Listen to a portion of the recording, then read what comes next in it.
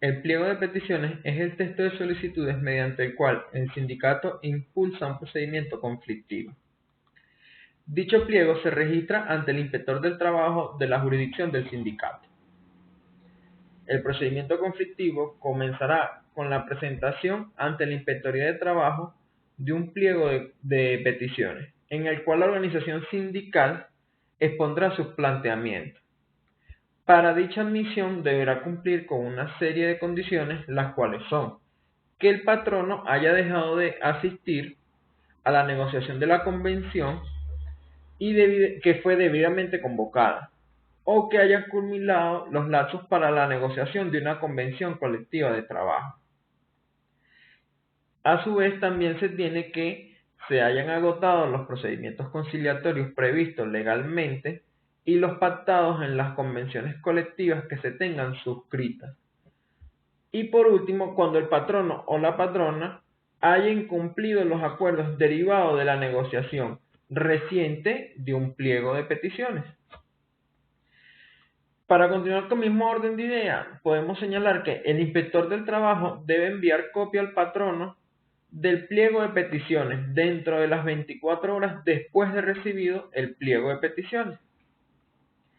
Si el inspector del trabajo se hubiera pronunciado sobre el incumplimiento de los requisitos del pliego conflictivo, el sujeto colectivo presentante deberá subsanar los errores u omisiones dentro de las 24 horas siguientes al vencimiento del lapso de decisión concebido al referido funcionario o funcionaria al cual le fue presentado el pliego de condiciones. Si el inspector o inspectora del trabajo no estimare como válida la subsanación, deberá indicarlo mediante auto motivado. El sujeto colectivo podrá observar el procedimiento de subsanación antes indicado o ejercer el recurso jerárquico de apelación ante el ministro o ministra de Trabajo, quien decidirá dentro del lapso de 10 días continuos si fue subsanado o no. Si el sujeto colectivo subsanare válidamente, el inspector del trabajo ordenará la instalación de la Junta de Conciliación dentro de las 24 horas siguientes. Dentro de las personas que tenemos autorizadas para proponer un pliego de condiciones son aquellas que han sido autorizadas por la asamblea que aprobó dicho pliego. La huelga nace en los paros de rebeldía con los inicios de la revolución industrial y es la responsable del desarrollo del derecho social. Todo esto se origina o sucedió por las condiciones poco favorables que tenían los trabajadores en aquel entonces, en el periodo de la revolución industrial. A su vez, es importante señalar que al tener conocimiento de que está planteado o está por plantearse una diferencia de naturaleza colectiva, el inspector del trabajo procurará abrir una etapa breve de negociaciones entre el patrono y la organización sindical y podrá participar en ellas personalmente o por medio de un representante para interesarse en armonizar sus puntos de vista e intereses.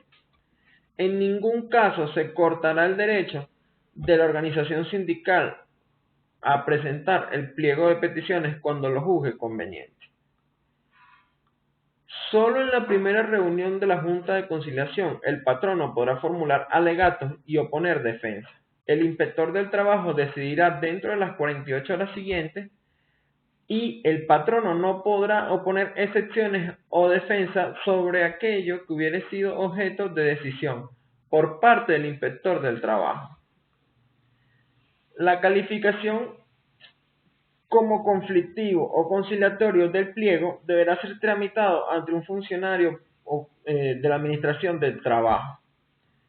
Corresponde solamente a la persona que lo presenta. Esto se establece o se realiza en base a que la Ley Orgánica del Trabajo establece que las 12 horas necesarias para suspender las labores en caso de huelga empezarán desde que el pliego de peticiones sea declarado conflictivo.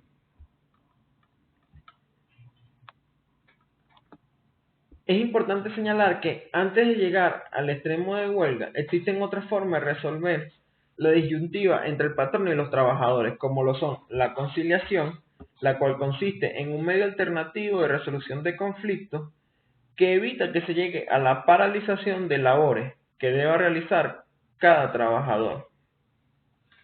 A su vez, si se decide que la conciliación es imposible y ya haya o no ocurrido la paralización de labores por huelga y los trabajadores rechacen el arbitraje, la Junta de Conciliación expedirá un informe fundado que contenga la enumeración de las causas de conflicto y un extracto de las deliberaciones que fueron expuestas por las partes.